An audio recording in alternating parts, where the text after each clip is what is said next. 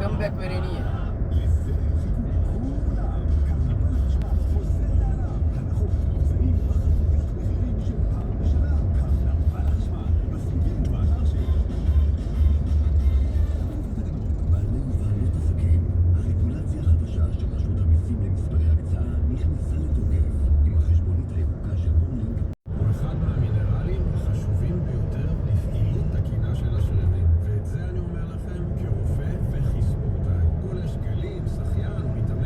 Pabalik na kami ng Tel Aviv. Galing kami doon sa Caesarea.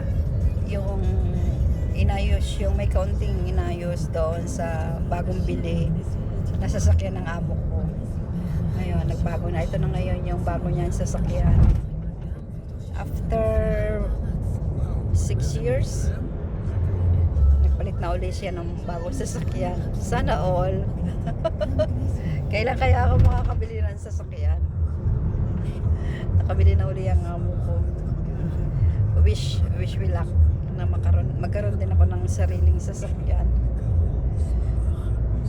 Yun lang.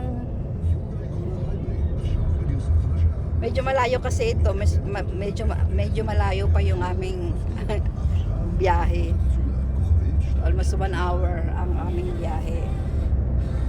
So, yun lang guys. Bye bye.